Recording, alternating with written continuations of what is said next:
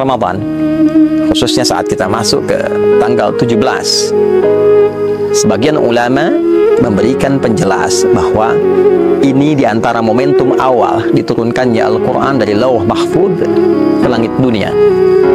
Dari langit dunia baru ditebarkan kepada perjalanan masyarakat Islam di era Nabi SAW melalui Nabi Agung yang sangat mulia itu. Turunnya Al-Quran dari Lauh Mahfuz ke langit dunia yang diviralkan dan diketahui oleh semua bagian penduduk langit, itulah yang disebut dengan nuzul Al-Quran, yang memberikan gambaran besar yang terdapat di dalamnya kemuliaan di satu malam, yaitu malam Al-Qadar. Sedangkan turunnya kepada Nabi SAW sesuai dengan peristiwa-peristiwa dan kebutuhan masyarakat pada saat itu, sehingga menjadi kurikulum bagi kita sampai dengan saat ini, diberikan oleh Allah dalam durasi waktu yang sesuai dengan perjalanan dakwah Nabi Muhammad SAW. Kurang lebih 22 tahun beliau berkehidupan dan menjalani masa dakwah. Untuk itu, teman-teman semua, sekarang saatnya kita mengeluarkan kembali kurikulum itu. Yang menjadi pelajar, keluarkan ayat-ayat yang membimbing kita bagaimana cara belajar yang baik, tidak mudah lupa, memahami dengan benar, mengamalkan apa yang kita pahami dan diimplementasikan dalam kehidupan berbangsa bernegara. Ayat-ayat tentang penyelenggara negara, bagaimana menjadi pemimpin yang adil, yang baik. Ayat-ayat tentang kehakiman, bagaimana menjadi hakim yang jujur, yang mulia, sehingga dipanggil dengan kalimat yang mulia. Ayat-ayat tentang keamanan saat bertugas di TNI, di Polri. Ayat-ayat tentang parlemen, bagaimana menjadi utusan yang baik, bagaimana menjaga amanah masyarakat, bagaimana seorang anggota dewan akan dihisab.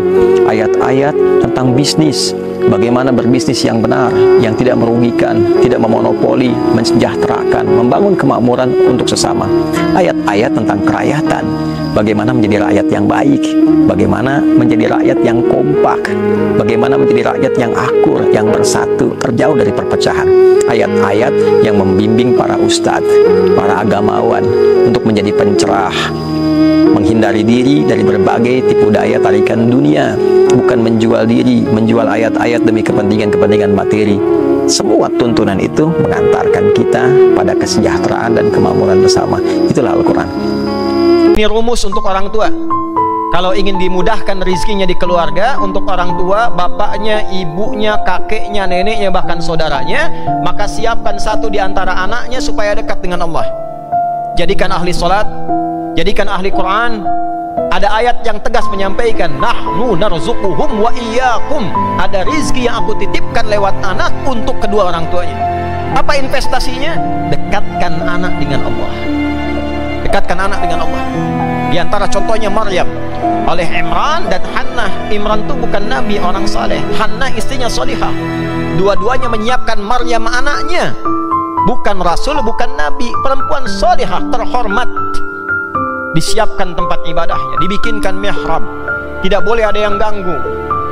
Imran meninggal sebelum anaknya tumbuh. Begitu lahir meninggal dunia, tidak sempat melihat Maryam. Tapi pesannya Imran kepada istrinya, teruskan jaga anak supaya dekat Allah. Dirawat oleh pamannya Zakaria, pamannya yang mengirimkan makanannya, pakaiannya. Tapi menariknya, ketika orang tua benar-benar menautkan ikhtiarnya kepada Allah dengan benar, maka dijawab oleh Allah, fataqabbalaha rabbuha biqabulin hasanin wa anbataha nabatan hasanan wa kaffalaha Zakaria kullama dakhala 'alayha Zakaria al-mihraba wajada 'indaha rizqa qala ya Maryamu anna laki hadha qalat huwa min 'indillah innallaha yarzuqu man yasha bighairi hisab. Bighairi hisab. Aku terima, kata Allah, ikhtiar orang tua. Aku rawat. Kalau Allah sudah terima, Allah yang perhatikan. Dari mulai tumbuh sampai berkembang dewasa, bahkan sampai wafatnya. Zakaria alaihi salam yang ditugaskan memberikan makanan, pakaian, bingung. Setiap masuk ke mihrabnya Maryam, sudah ada makanan. Musim anggur ada anggur biasa, bukan musim anggur ada anggur. Semua keperluan ada. Kata Zakaria alaihi salam, ya Maryamu anna laki hadha. Maryam, dari mana semua ini? Qalat huwa min indillah. Kata Maryam, iya, ini semua adalah dari Allah subhanahu wa ta'ala. Innallaha yarzuqu man yasha bighairi hisab. Ini kata kuncinya. Allah sungguh paman. Allah itu akan memberikan rizki bentuknya apapun tanpa batas pada siapa yang dikehendaki. Ya, dengan teman, pernah menfitnah, pernah bikin hoax, ya, utang yang belum dibayar, ya tidak melahirkan dosa. Tapi ketika kadang-kadang berutang mudah, membayar utang tidak mudah, ya. Nah, seringkali ada provokasi dari setan dan itu diambil, justru terbalik.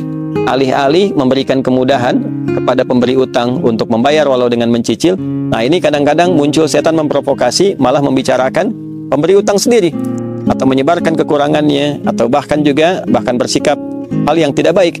Ya, dia telah memberikan dengan sangat mudah, tapi ketika diminta justru yang keluar misalnya kata-kata kasar, ya, tidak dibayarkan. Dalam saat yang sama justru menyebarkan aib atau membuat informasi yang salah, yang keliru, sehingga dengan tujuan ingin menutupi kesalahan yang telah diperbuat. Ini sifat dosa adami, ya, dosa yang terkait dengan sifat kemanusiaan secara sosial. Artinya fitnah, artinya hoax, artinya sifat mencela, merendahkan orang lain. Maka cara tobatnya tidak hanya dicukupkan dengan minta ampun kepada Allah, tapi diharuskan meminta maaf kepada orang yang terzalimi. Ya, jika orang itu mengabaikan, maka ditutup hubungan kita dengan dia. Yang dimaksudkan begini, semisal ada orang mencela kita, lantas kita mengabaikan itu, kita biarkan, kita abaikan, ya, kita mintakan kepada Allah solusi kebaikan, saya tidak ingin menanggapi. Maka kita yang dicela itu oleh Allah akan ditutup hubungannya dengan orang tadi dalam hal memikirkan dia, dibuat seakan-akan tidak ada masalah. Tapi orang yang mencela tadi, ya, sebelum dia minta maaf kepada orang yang dicela, maka tetap akan tergantung keadaan taubatnya, tetap tergantung keadaan permohonan ampunannya kepada Allah sebelum dia meminta maaf kepada orang yang telah dicelanya itu.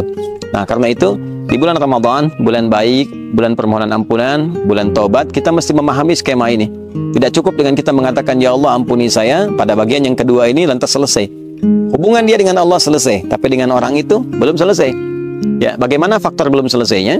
Di hadits Muslim, riwayat sahabat Abu Hurairah radhiyallahu taala anhu, bila ini tidak diselesaikan di dunia, maka di akhirat bisa terjebak pada potensi kebangkrutan yang disebut dengan muflis, orang yang bangkrut karena pahala dia ditransferkan kepada orang yang pernah dizaliminya. Tu'khadhu hadza min hasanati wa hadza min hasanatihi. Dia berbuat salat, lantas dia mencela orang lain, maka pahala salatnya diberikan kepada orang yang dicela itu.